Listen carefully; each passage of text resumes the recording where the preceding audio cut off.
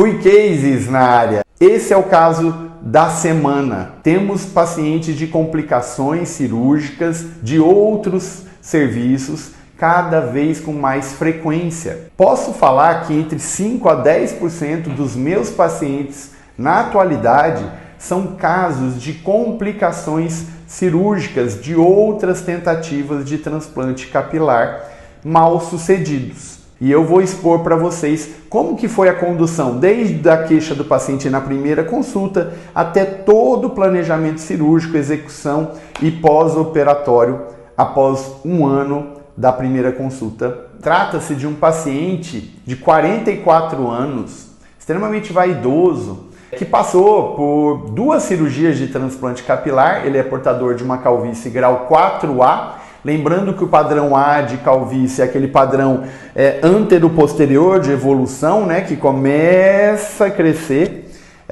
da região anterior para a região posterior. Lembrando, em todo paciente, uma calvície antero-posterior bem delimitada, fazer diagnóstico diferencial para frontal fibrosante. Existem homens com frontal fibrosante, sim, não é sempre mulher. Então, sempre diagnóstico diferencial, tricoscopia, avaliar a sobrancelha desses pacientes e procurar sempre por processo inflamatório perifolicular. Paciente com calvície 4A que procurou outro serviço de transplante capilar por 2 vezes e passou por 2 frustrações. Esse paciente fez primeiramente uma FUT e foi um caos. Ele não conseguiu finalizar, ou a equipe não conseguiu finalizar a cirurgia. Passaram-se mais de 15 horas dentro de um centro cirúrgico e tiveram que jogar muitos folículos fora. Segundo ele, foi o pior dia da vida dele, que ele passou o dia inteiro internado em hospital fazendo um transplante capilar que não terminou. E aí sim, o cirurgião programou uma restauração nova para ele, numa técnica seria a FUI, né? E falou que conseguiria consertar aí, restaurar o prejuízo que ele teve, né, emocional, de ter feito um transplante que deu errado. E aí sim, entregaram esse resultado, que é um resultado de baixíssima densidade, com uma linha anterior muito rebaixada, muito baixinha e extremamente retificada. Essa linha traz para a gente, que pega o paciente posteriormente, uma dificuldade técnica importante. O paciente me procurou depois de 2 anos com uma necessidade estética ainda importante, com esse aspecto inestético. O paciente vem sem tratamento clínico também adequado, então eu falo que o paciente que faz cirurgia e não faz tratamento clínico, eles tem que entender que ele vai perder cabelo, que a calvície dele, que é 4A, vai evoluir para 5A, vai chegar nessa coroa, e esse paciente precisa de tratamento clínico para estabilizar.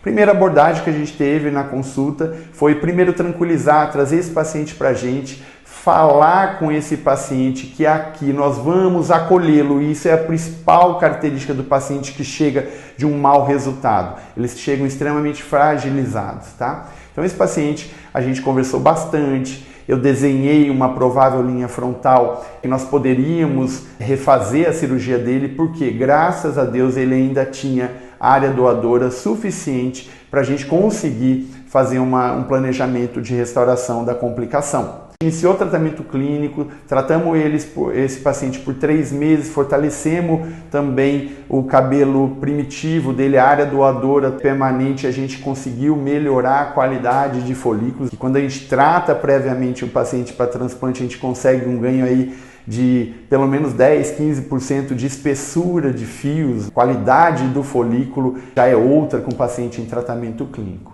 E qual foi o planejamento cirúrgico? No dia da cirurgia, eu desenhei uma nova linha frontal, e essa linha frontal, ela tem uma característica. A gente teve que posicionar acima dos folículos que foram transplantados na FUE, com esse mau resultado que ele teve. Mas e aí? Como abordar esses folículos muito baixos, abaixo do que se programa numa linha frontal natural? O que a gente faz? Existem 2 ou 3 opções no caso. A primeira opção é você fazer a extração cirúrgica, você usar um punch bem fino, né? Um punch 0,7 normalmente é um punch que eu gosto, ou no máximo um 0,8, para fazer a extração desses folículos cirurgicamente. Complicação, você pode ter micropontos de cicatrizes nessa área, que a gente chama de white dots, são pontinhos brancos, né, cicatriciais. Isso varia de pele para pele, né? Tem pessoas que cicatrizam muito bem, que não aparece essas microincisões, mas o paciente que eu fiz a cirurgia é um paciente com um fototipo mais alto e ele se expõe muito ao sol, ele é militar, então imagina o quanto ele se expõe. Então não era a melhor opção. Outra opção também para remoção desses microtufos ou de fios, folículos que estão inestéticos, a outra opção é fazer a depilação a laser. A depilação a laser é segura, pode ser feita antes ou depois da cirurgia. O problema é que quando é muito pontual, a energia dela pode passar um pouquinho para o folículo ali adjacente, o folículo mais próximo e até lesar aquele folículo. As duas opções existem. No meu caso, eu optei por uma terceira opção, que é aumentar, fazer a linha frontal acima desses microtufos que ele tinha, desses folículos inestéticos, esperar a cirurgia evoluir e a partir daí tomar a decisão se precisaria ou não remover esses fios. E o paciente concordou, eu achei que foi uma opção boa e aí sim nós procedemos ao planejamento cirúrgico. Na cirurgia, o paciente tinha uma área doadora residual ainda boa, não era a melhor área doadora, já havia sido explorada 2 vezes, mas a gente tinha como fazer uma restauração dessa região. A gente buscou, pelo cálculo, aí 3.500 folículos e assim foi, a gente conseguiu extrair 3.500 unidades. O índice não foi muito alto, no entanto, a gente conseguiu fazer um preenchimento adequado dessa região.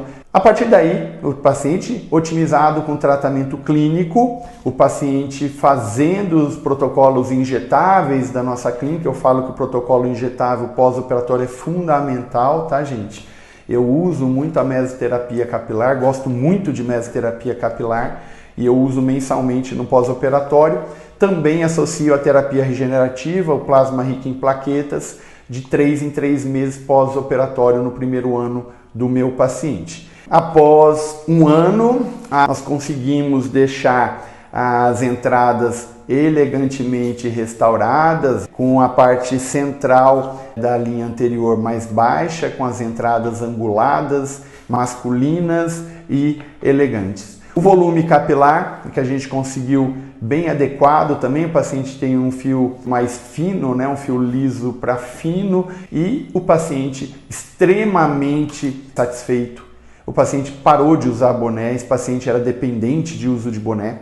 Como policial militar, ele já usa, né, o cap, mas ele também usava boné na vida social dele. Veja bem, esse resultado trouxe para o paciente o resgate da autoestima, né, rejuvenescimento, melhora da qualidade de vida, como todo paciente de pós-operatório de transplante, mas esse paciente veio com uma dor muito grande. E o que a gente fez com esses microfios, esses microtufos e esses fios inesteticamente colocados? Nós não removemos e o paciente falou que não se incomodava.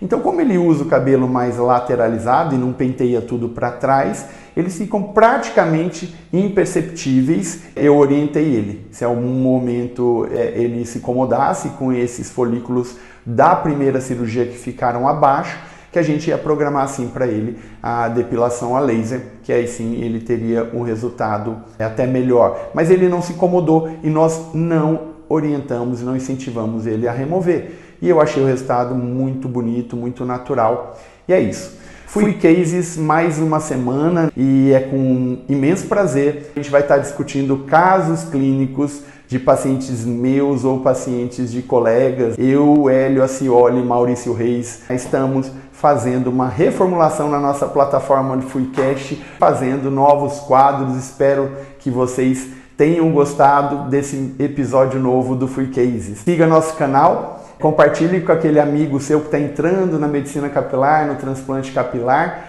Curta aqui o nosso vídeo. Um abraço, até semana que vem.